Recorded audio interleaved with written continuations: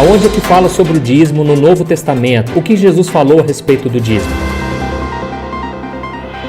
Maravilha, maravilha, André P. Souza para mais um vídeo especial para você.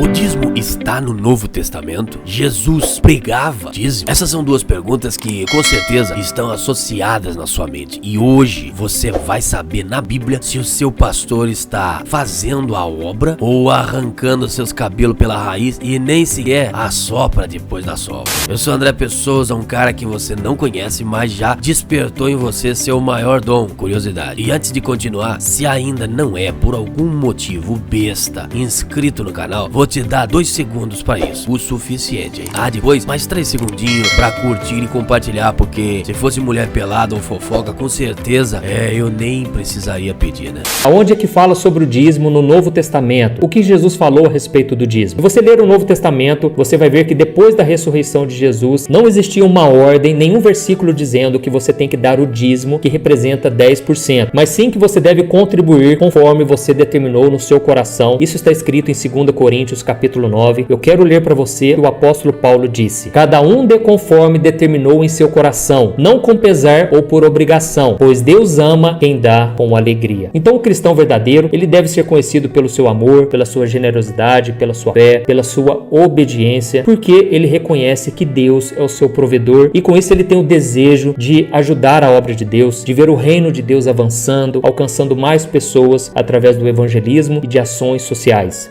E é nesse contexto que Jesus também fala sobre o dízimo na única passagem do Novo Testamento sobre essa prática. Veja o que ele disse aos religiosos da sua época: ai de vocês, mestres da lei e fariseus, hipócritas! Vocês dão o dízimo da hortelã, do endro e do cominho, mas têm negligenciado os preceitos mais importantes da lei: a justiça, a misericórdia e a fidelidade. Vocês devem praticar estas coisas sem omitir aquelas. Olha isso, irmãos. Para muitas pessoas, essa passagem é a prova clara de que todo mundo tem que dar o dízimo, já que Jesus está falando no Novo Testamento. Só que nós precisamos entender uma coisa muito importante que pouca gente sabe. Quando Cristo disse que aqueles homens deveriam obedecer à lei, é porque Jesus era um judeu.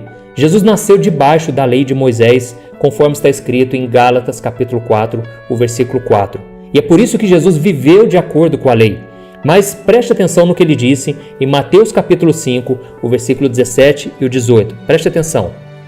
Não pensem que vim abolir a lei ou os profetas. Não vim abolir, mas cumprir. Digo-lhes a verdade. Enquanto existirem céus e terra, de forma alguma desaparecerá da lei a menor letra ou menor traço, até que tudo se cumpra.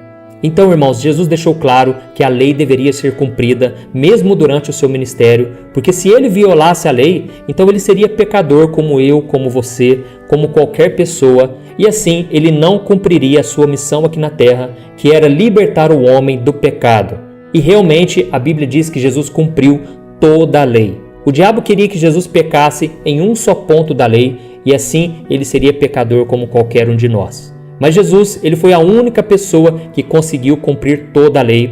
Ele foi circuncidado ao 8º dia, ele foi apresentado na sinagoga, ele assumiu o seu sacerdócio aos 30 anos de idade e ele fez tudo o que a lei mandava. Por isso, meus irmãos, é muito importante nós entendermos que a nova aliança, ela começou não no nascimento de Jesus, mas a partir da sua morte. Eu vou deixar algumas passagens aqui para você ver de que isso é verdade. A nova aliança começou somente depois que Jesus morreu e ressuscitou, e assim Jesus, ele entregou o seu espírito, o véu se rasgou e aí começou uma nova etapa na humanidade, encerrando ali toda a ordenança de Moisés e sendo introduzido o evangelho da salvação através da ressurreição de Cristo. Amém? Nós precisamos tomar muito cuidado com o pecado da avareza, nós não podemos ser egoístas e não podemos jamais deixar de contribuir. E como Paulo ensina, os cristãos não devem se sentir obrigados a dar sempre os 10%, mas sim de acordo com a sua renda.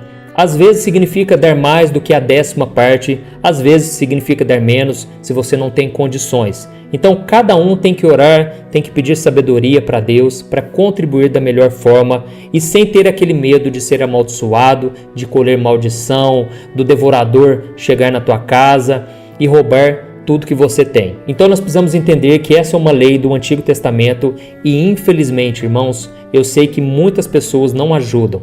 Então, meu irmão, se você valoriza a obra de Deus e as pessoas que trabalham nela, pode ter certeza, você vai ser muito feliz. Deus vai suprir as suas necessidades, porque Deus honra aqueles que o honram.